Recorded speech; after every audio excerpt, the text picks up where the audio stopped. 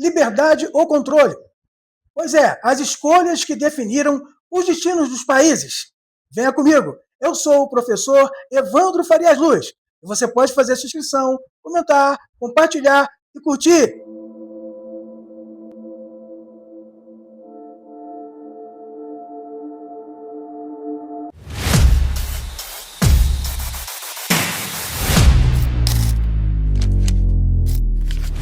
Depois de falar tanto sobre ditaduras, regimes autoritários e líderes que concentraram poder, chega uma hora em que a pergunta muda. A pergunta deixa de ser quem governou e passa a ser quais escolhas foram feitas. Por que países não chegam onde chegaram por acaso? Eles seguiram caminhos. Alguns escolheram controles, outros escolheram liberdade. Hoje, a gente vai comparar esses dois caminhos e ver com fatos onde cada um levou. Quando um país escolhe o controle, o discurso quase sempre é o mesmo. O Estado precisa decidir mais, porque o povo não sabe decidir.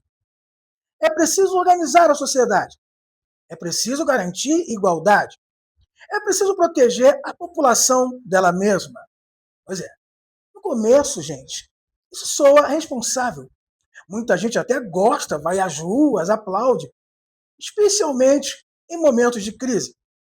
O problema é o padrão que vem depois.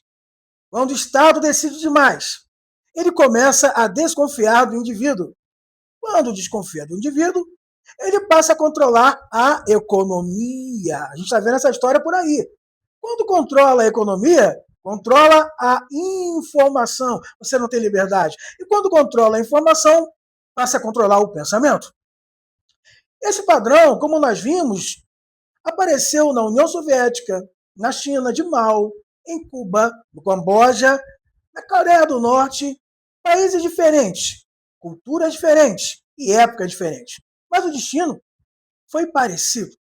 Economias travadas, fuga de população, medo constante, dependência total do Estado. O controle, no início, parece até eficiente, mas no longo prazo, ele destrói a confiança das pessoas. E sem confiança, nenhuma sociedade prospera, querido. Agora, observe uma coisa importante. Quando o controle aumenta, o povo não reage imediatamente. Primeiro ele acredita, depois ele se cala.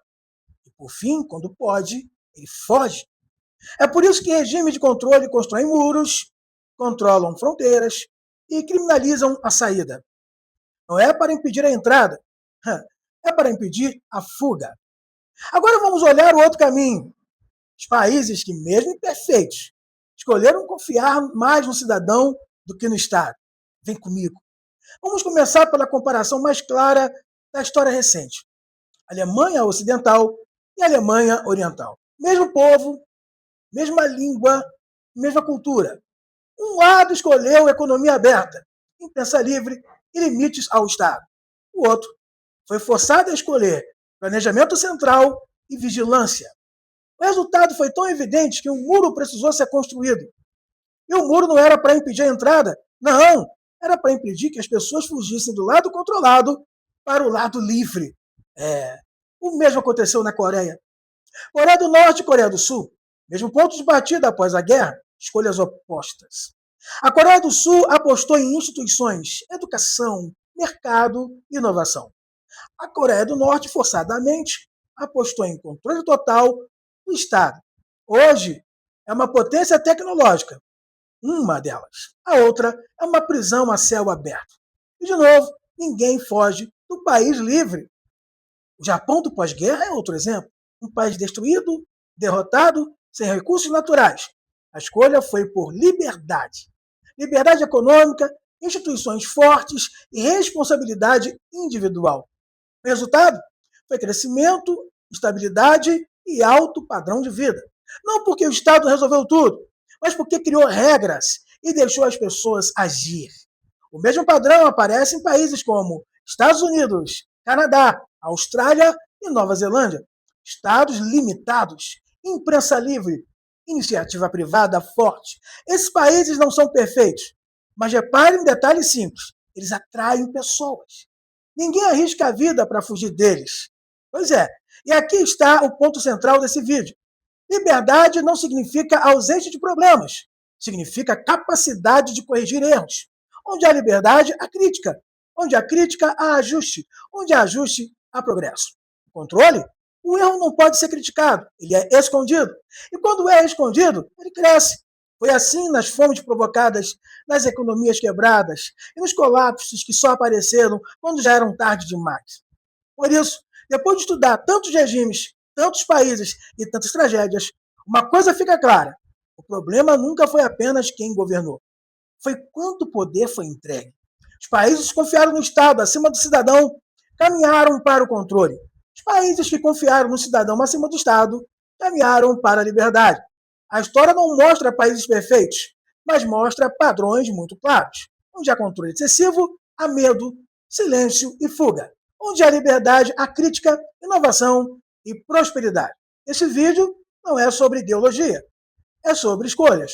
Porque, no fim, a pergunta que define o destino de uma nação não é quem manda, mas até onde o poder pode ir.